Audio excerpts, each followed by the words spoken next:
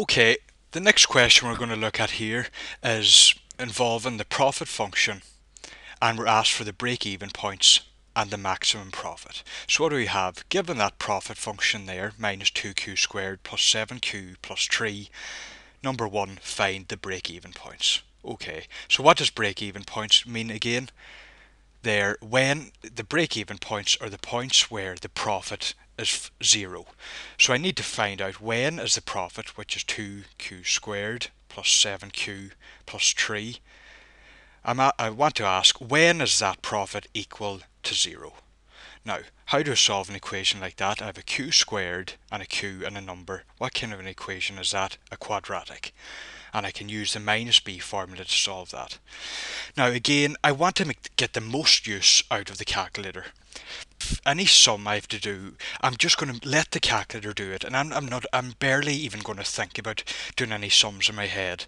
And the great thing about that is that unless you type it in wrong, you can't go wrong really. So just as long as you're careful how you type stuff in, it's sort of mistake proof. You can't really slip up in any way. So let's first thing we're going to do is write down what A, B and C are. So if A equals minus 2, B equals 7 and C equals 3. Okay, let's write down the minus B formula. We have Q equals minus B plus or minus the square root of B squared minus 4AC all over 2A. Now, I want to avoid having to sub in and go and cleaning up the answer and cleaning up and going on for 10 lines going equals equals equals. I want to wrap this up, and I'm going to make the calculator just do all the work for me. The next thing I'm going to do is I'm going to sub in all the numbers, but as I said, I'm not even going to think about it. I'm just going to sub the numbers for ABC in as they are. I'll show you what I mean by that. What I'm going to do is I'm going to rewrite that formula, and I'm going to put empty brackets in for all the letters. Okay, so there's B replaced just by an empty bracket. 4AC, just put two empty brackets, sets of brackets there, all over 2 and another set of brackets. Now what I'm going to do is, as I said, don't even think about it, just put in the numbers as you see them. So again, B was 7, 7 again for B. AC, we have minus 2 is A, and C is 3, all over 2A, and A was minus 2. Now, see the square root term. I'm going to type that into the calculator as I see it, and I'm just going to write the answer in small writing here. And you'll see now why I'm doing this, because I just want to avoid having to spend 5 minutes working this out. I just want to get it done kind of as quick as I can. So I'm going to type that expression in the orange circle and as I see it. So I have the square root of bracket 7 squared minus 4 bracket minus 2, close that bracket, and one more, put in the 3. And again, look at how the calculator, as I type more terms, the calculator makes the square root symbol longer so it fits all inside it. Okay, let's press equals, and I get this the square root of 73. Now I want it in decimal place, so that SD button turns it to decimal place. What do I have? 8.54. Okay, 8.54. Now I'm going to wrap this up, I'm going to finish it off, and what I need now is I need to take the plus case and the minus case. So I'm going to have two little arrows here, and I'll do the minus case here and the plus case here. Okay, so I'm going to type what I see. Now I don't need to worry about the square root expression anymore, because I know that's 8.54. So if I take that as 8.54, what am I looking at now? I'm just looking with a fraction with minus bracket 7 on the top, and I'm going to do the minus case first. So it's minus, don't need the square root anymore, I just have 8.54. Go down to the bottom and again type what you see, 2 bracket minus 2, turn that to a decimal, and what do I have? 3 point, I'll just take 2 decimal places, so I'm going to bump that up to 3.89. Now I need to do the plus case.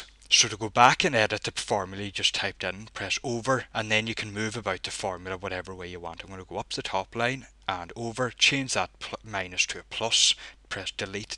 The delete button is like the back key on your keyboard, the backspace, and turn that to a plus, and what do we get? Over to a decimal, and we have minus 0.0 0.3. Again, I'm going to bump it up to round up just to 2 decimal places, minus 0.39. Remember, Q is not it's not just a variable. It's Q stands for quantity. Saying I have minus 0.39 computers if I was selling computers, that doesn't make any sense. So in this type of for this scenario, I completely ignore any minus answer, and I take any positive answer. So all I have, that means I have one break-even point, 3.89. So just present a nice final answer, and go A and S. I'll do a colon like that. So the break-even point is Q equals 3.89. Okay.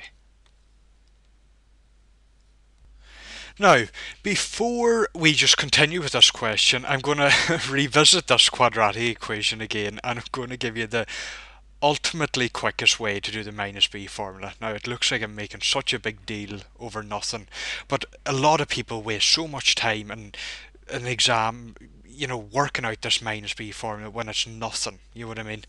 So let's just go back to the calculator, and what I'm going to show you now is I'm going to use these letters in the pink, these capital letters. They're A, B, C, D, E, F, X, Y, and M. They are memory buttons, and what I can do is I can store any number I want into each of those, and then I can type in an expression using them letters. So here's my quadratic. So the first thing, as always, I need to do is write down A, B, and C. Now, what I'm going to show you now, I need to do no more writing. The next thing I write is going to be the final little answer, what the Q's are. So I'm going to store minus 2 into that capital A, 7 into B, and 3 into C. Now, how do I do that? I use this, see that STO in the yellow? That stands for store. Now, to activate it, because it's in yellow, I need to press shift beforehand. So what I do, I type in the number I want to store in. I'll do A first, minus 2, press store, but you need shift and store, and then press the button underneath the letter you want to store into. So what comes up on the screen then is minus 2 is stored into A. Repeat now for B and C. Store 7 into B, 7, shift store B, and straight away 3, shift store C. Okay. So now A, B, and C now are what A, B, and C should be on the green. Now, I'm going to write the formula in, but I'm going to write it in terms of A, B, and C. So what's the formula? Minus, now next thing is minus B. Now to get that B to come up on the screen, because it's in the pink, I need to press that alpha button beforehand. Minus B plus or minus, now I can't do plus or minus at the same time, so I'm going to do the minus case first. Now we're ready to go with everything now. Minus b minus, so what is it? The square root of b squared minus 4a. So I just remember to press the pink button, the alpha button, before each letter, minus 4ac all over 2a. Okay, and so let's change that to a decimal, and my first answer is 3.89. As I said, that was the next thing you need to take. This method involves the least amount of writing. So Q equals 3.89 is one of the answers. That's the minus case. And to get the plus case, just go back and up and edit that minus there in front of the square root. Change it to a plus. And the other answer is minus 0.38. Q equals minus 0.38. And as we said, in business maths we ignore negative values of quantity because it doesn't make any sense. There's no such thing as minus 0.38 apples if I was selling apples. So therefore my answer is break-even point is Q equals 3.89. So that's ultimately the quickest way to perform the minus B formula. Okay, so let's look at the next part of the question. Find the maximum profit. Now, so what do we need? What do we need to do? There's a function pi of q equals minus 2q squared plus 7q plus 3. We need to find the maximum of that function. Now, again, I want to show how, how good the calculator is in some of these questions. I have another video that goes through. I take my time and explain how to, in general, how to find the maximum or minimum of a function. So I'm going to pretend here that you know how to do it, and I just want to show you how good the calculator is. So if you need, maybe if you're not 100% sure about the general routine of finding maximum or minimum, check out that other video. So what do we have? Let's start a blank area here. So I need to find the maximum of this function. So what do I have? Pi of q equals minus 2q squared plus 7q plus 3. Right, what's the first step? Find the derivative and let it equal 0.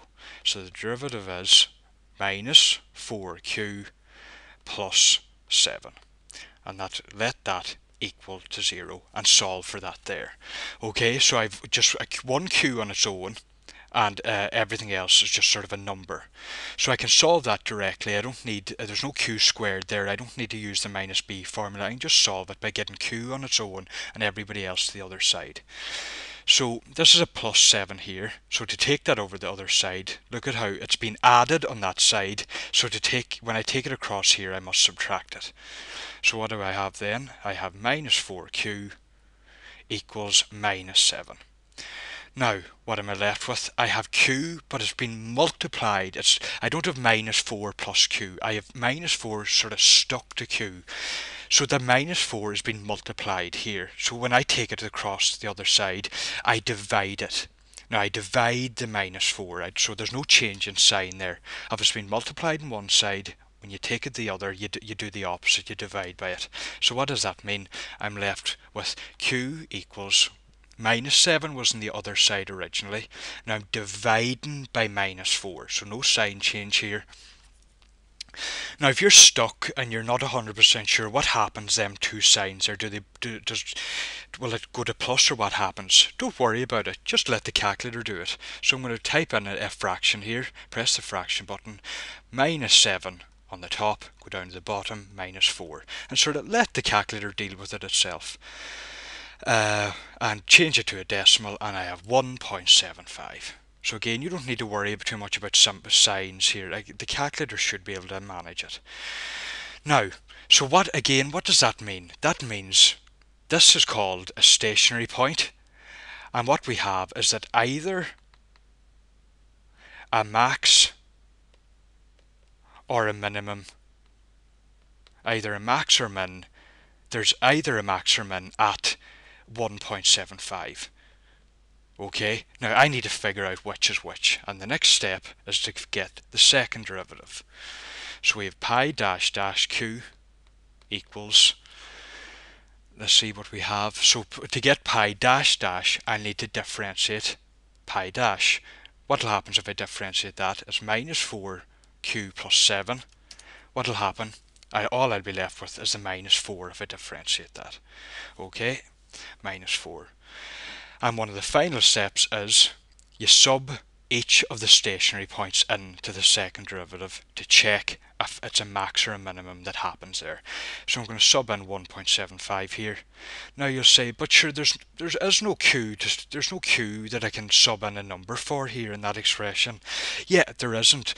What that function says is that for any q, that pi dash dash equals minus 4. So it doesn't matter what I sub in, it's always going to be equal to minus 4.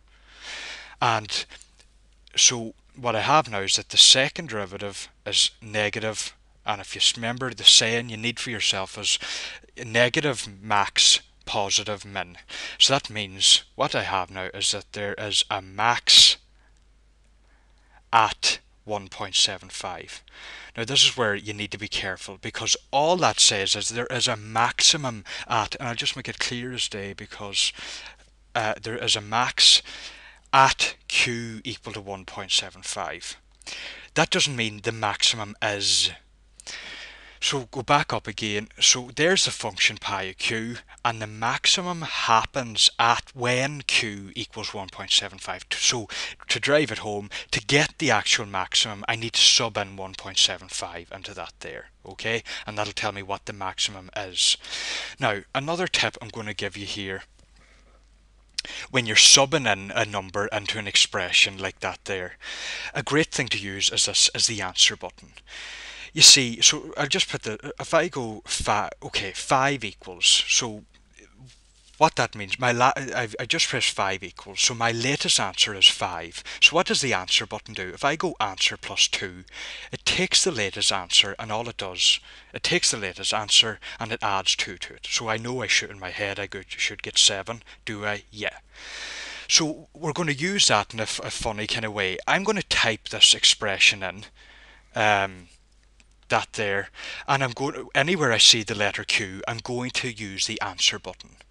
Now, and even as you type it in, whenever you type the answer button, even just say Q to yourself. So what are we going to do? So I'll just clear the screen there. So remember, I can clear the screen all I want, but if I try not to press the on button because it clears the memory. What's the memory? If I press up here, I can run through all expressions I typed in for pretty much since I turned the calculator on. Okay, so again, by pressing that AC button, all it does is clear the screen. It doesn't clear the memory. Now, back to what I was doing. Let's type the expression in, and for anywhere we see Q, use the answer button. So, and even say Q as you press it, minus 2q squared plus 7q plus 3. Now, if I press equals, it'll sub the last answer in. I think that was 7, wasn't it? It's not going to make any sense. I don't want to sub 7 in. But just press equals anyway, because what it'll do, it'll store that formula up in the memory. Now, what did I want to sub in? I wanted to sub in, again, what was it? 1.75. Okay? So make 1.75 your latest answer. That means type 1.75 and press equals. Go way up to the formula that you want, that formula there that you typed in, and press, and what it'll do, once I press equals, it subs 1.75 into that there for me. And what do I get? Let's change it to decimal. I get 9.125. Now that comes in very useful when there maybe is, in this case I only had one stationary point, 1.75, and you would have it subbed in by the time, the amount of explaining I done there, you would have it done 10 times just subbing it in directly. But if you have to sub in a couple of numbers into the one expression, it's useful to do what I did there, because if I have to sub in 5 other numbers now, it's easy enough, just press the button number I want to sub in equals. If I want to sub in 5, press 5 equals and go up to the formula and press equals, and now it's I can do it all. I could sub in 6 more numbers easily if I wanted to. So again, did I lose what did I have beforehand? Well, it doesn't matter, I can't remember now what the original answer was. So again, I wanted to sub in 1.75 in, so type in 1.75, press equals, go up to the formula, press equals, change it to decimal, 9.125. So what that means is the maximum is at Q equal to 1.75, but the maximum is, so be careful about the difference between at and is. The maximum is 9.125, and we'll even make it clear as day again. So I got it by subbing in 1.75 into that, and all that, and I don't need to show all these workings, this is fine, at 9.125. Okay, the final question we're going to look at in this video is a little differentiation question. Again, I just want to show how good the calculator can be in this question. Now, I want to differentiate that there. So one thing, I'm going to go to the side of the page a little second just to explain something. So we all know how to differentiate. If I see x to the p, okay, x to some power p, how do I differentiate that? Well, what do? We take down the power and we take 1 off it. We subtract it by 1. So it doesn't matter really what the power is. You take it down and you take 1 off it.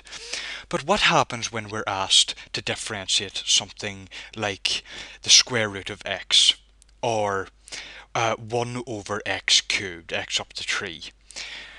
What is that? What I need to do here, I need to write both of them as x up to the p before I even think about differentiating them. So hopefully we know, but if you don't, you'll have to maybe try and get to know it, that the square root of x can be written as x up to the half. And when, in this case here, 1 over x cubed, what you're allowed to do here is you can take the x up, but you must change the sign of the power. Now, what will that mean then for the function I have? I have 1 over the square root of x. Okay, I'm going to use the two rulers one by one. The first thing I'm going to do is change that square root of x to x up to half. That comes from that rule there. And the next rule, I'm going to use the second rule. I'm going to change that. I'm allowed to take the x up, but I must change the sign of the power. Now, why am I doing that there? Because now I want to rewrite that so that I can use this rule here. So I have f of x equals, I don't need to change that, x up to 3 over 2. That's written the way I like it. But here's the problem. So 1 over the square root of x changes to x to the minus a half. So I can just rewrite that as minus 7x up to the minus a half. Now I can differentiate it. Okay, so let's go. So we have f dash x. Now remember, when I write that, I'm only rewriting it. That isn't the derivative. I'm only rewriting it, and now I'm finding the derivative. So I'm just going to go down here to give me a tad bit more space. So you can differentiate them one at a time. So let's start with this guy. What happens? The power comes down, and I'm going to subtract 1 from it. Now, that power comes down. But, so I'm going to take 3 over 2 down, but think of it as the 5 is there to meet him. So what I'm going to end up with is 5 by 3 over 2.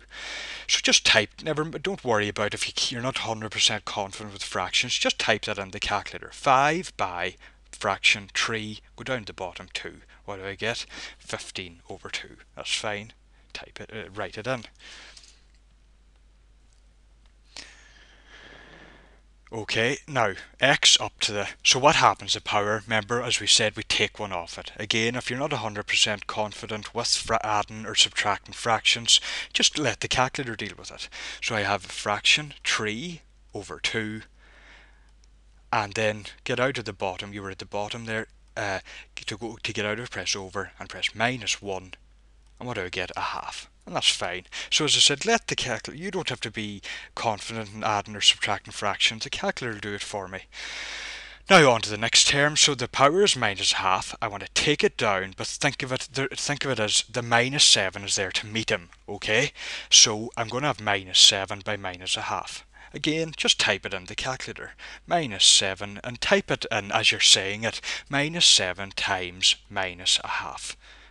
And just see, the calculators are just great for this. You can type in almost nearly what you're thinking. So if I press equals here, I get 7 over 2. Remember now, the only thing, just be careful, because that minus 7 by minus a half, the calculator doesn't say it. He doesn't put a plus there in front of the 7 over 2. So maybe that's the only thing you have to be careful. That was going to change now to a plus. So we have plus 7 over 2, and again x up to there was minus a half, but I take 1 off the power, so type it as you're saying it, minus a half, go down, then get out of that, minus 1, and I have minus 3 over 2. And that's it then. Okay, so you can see then how great the calculator is, that you don't have to worry about adding or subtracting fractions, and it's just so easy to type them in. And even with that button, there could be 4 or 5 terms on the top. You just type them in as you see them, and then go down to the bottom. You just can't go wrong. Okay, that's it for this video.